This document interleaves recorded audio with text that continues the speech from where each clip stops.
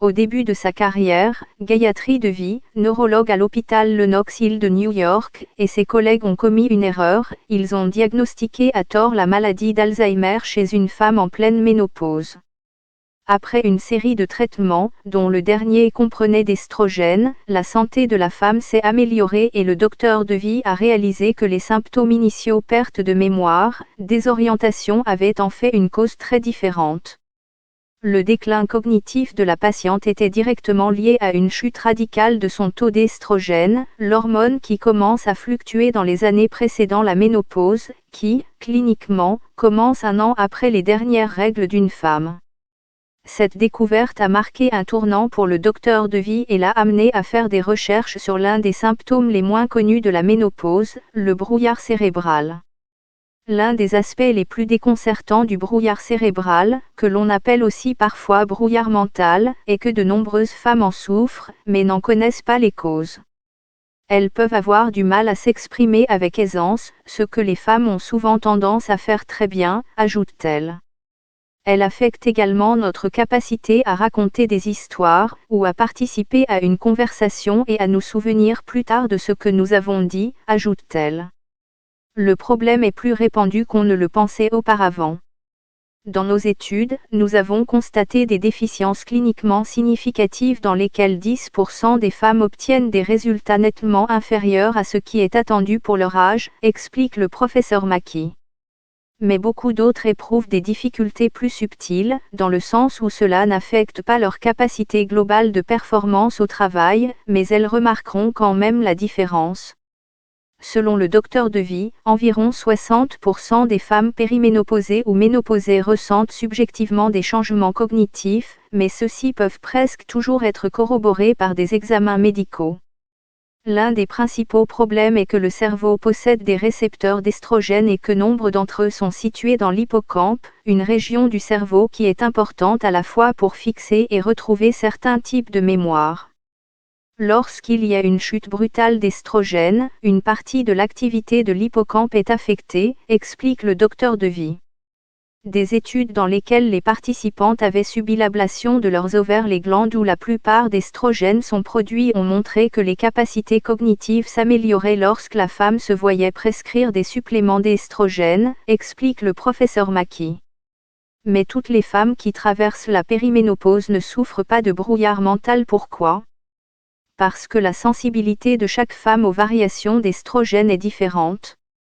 D'ailleurs, l'expression brouillard mental a été inventée par le médecin britannique Edward Tilt au milieu du XIXe siècle, pour faire référence aux troubles apparents décrits par ses patientes victoriennes lors de la ménopause, lorsqu'elles disaient ne pas pouvoir se rappeler où elles avaient laissé leur sac à main ou comment rentrer chez elles. Mais il n'y a pas que l'estrogène qui compte. Il faut également tenir compte d'autres facteurs, comme la perturbation du sommeil, explique Rebecca Thurston, professeure de psychiatrie à l'Université de Pittsburgh.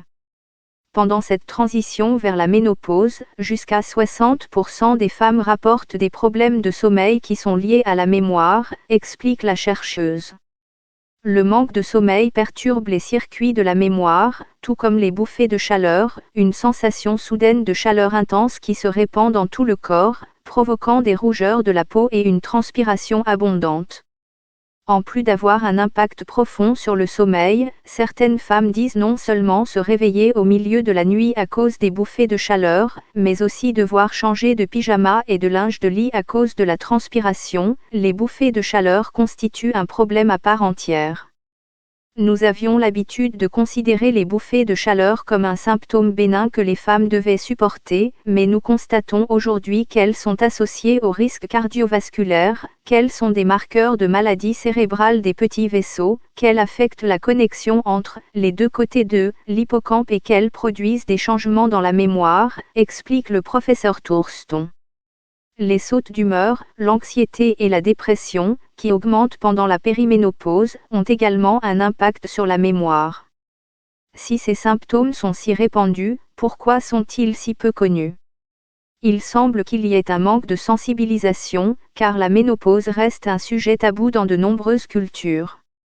Les femmes dans la quarantaine ont tendance à être très occupées, elles peuvent avoir un emploi, elles s'occupent probablement de leur maison, elles peuvent avoir des enfants d'âge différents, elles peuvent s'occuper de parents vieillissants donc elles attribuent probablement les problèmes cognitifs au stress, explique le PR Frick. D'autre part, de nombreuses femmes exerçant une profession libérale ont peur d'en parler. Les femmes travaillent très dur pour atteindre des objectifs dans leur carrière et elles ne veulent pas être considérées comme vieilles ou faibles, ajoute-t-elle. Dans un premier temps, explique le professeur Maki, il est important que les femmes ne paniquent pas parce qu'elles pensent avoir la maladie d'Alzheimer. C'est hautement improbable, ce qui leur arrive est normal. Bien que les résultats des études soient mitigés, il semble que le brouillard mental soit temporaire et se dissipe à mesure que le cerveau s'habitue à fonctionner avec peu ou pas d'estrogène. Mais si les bouffées de chaleur vous tiennent éveillé toute la nuit et que vous ne pouvez pas dormir, il est conseillé de consulter votre médecin, qui peut recommander un traitement hormonal substitutif dans certains cas, en particulier chez les femmes plus jeunes, car les avantages l'emportent sur les risques, explique le professeur Maki. Le docteur Devier reconnaît que de nombreuses femmes répondent bien à ce traitement, dont l'utilisation a été considérablement réduite après la publication d'une étude controversée, il y a près de 20 ans, qui établissait un lien entre le traitement hormonal substitutif et le cancer du sein, une conclusion qui a été remise en question par la suite. Les traitements hormonaux substitutifs modernes sont plus spécifiques qu'auparavant, et il existe de multiples formes d'estrogènes. Dans de nombreux cas, ils peuvent être bénéfiques, explique le professeur Frick. Pour les femmes qui présentent des symptômes plus légers ou qui choisissent de ne pas prendre de traitement hormonal, d'autres mesures peuvent contribuer à améliorer les performances cognitives.